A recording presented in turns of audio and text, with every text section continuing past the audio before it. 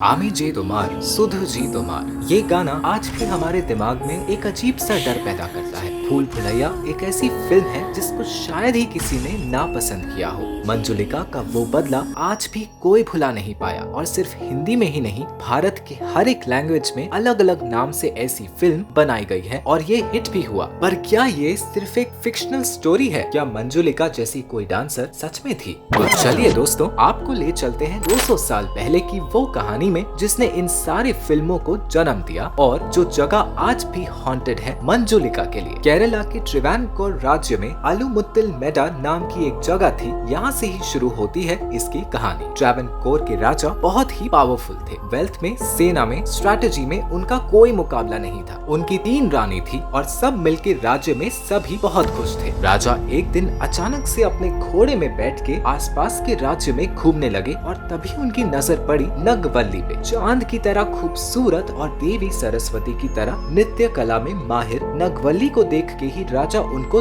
दिल दे बैठे। पर नगवल्ली उसी शहर के एक नृत्यकार को पसंद करती थी। राजा ने जब नगवल्ली को शादी का प्रस्ताव दिया तो उसने मना कर दिया, पर उसका कारण राजा को नहीं बताया। राजा इससे ऑफेंडेड तो हुए, पर वो नगवल्ली को खोना नहीं चाहते थे, तो उन्होंने नगवल्ली को राज दरबार की मेन नर्तकी के रूप में ले आए। राज्य में आके नगवल्ली को एक अलग महल दिया गया जो कि राजा के एकदम बाजू में था। इधर नगवल्ली राज दरबार में असाधारण डांस करने लगी, पर उसका मन पड़ा था उसके प्रेमी वेंकटेश के ऊपर। तो बहाना दे के नगवल्ली ने मेल डांसर के हिसाब से उसके प्रेमी को भी बुला लिया। एक साथ वो दरबार में डांस करते और रात को छुप के मिलते थे। राजा को इसके बारे में बिल्कुल पता नहीं चला। फिर एक दिन भरे दरबार में डांस के बाद राजा ने नगवल्ली को फिर से रानी बनने का प्रस्ताव दिया, पर उसने फिर मना कर दिया। इस बार भरे राज्य के सामने राजा का अपमान हुआ। सभी ने नगवल्ली को समझाने की कोशिश की, पर वो चुप रहे और असली कारण किसी को नहीं बताया। सिचुएशन आउट ऑफ कंट्रोल देख के नगवल्ली और वेंकटेश ने एक साथ दूर भागने का प्लान बनाया, पर इस बार राजा ने उन्हें देख लिया और सारे धोखे के लिए नगवल्ली के प्रेमी को उसी वक्त तलवार से टुकड़े टुकड़े कर दिए। अब बारी थी नगवल्ली की। उसे डांस का पोशाक पहनाया गया, पैर में घुंघरू बांधा गया और शहर के बीच में ले जाके उसके ऊपर आग लगा दिया गया। तड़प तड़प के नगवल्ली मर गई, पर जाते हुए राजा की तरफ देख के वो लौटेगी ऐसा कह के गई। राज्य में अब सब चुपचाप था। लगभग सभी ये घटना को भूल चुके थे और सामने दुर्गा अष्टमी का फेस्टिवल आने वाला था। उसी दुर्गा अष्टमी के दिन नगवल्ली के महल में दोनों गार्ड्स की मौत हो गई और एक ने आके कहा उसने नगवल्ली को नाचते हुए देखा है। धीरे धीरे राज परिवार में किसी का तबीयत बिगड़ने लगा तो किसी की मौत हो गई और राज्य में ये बात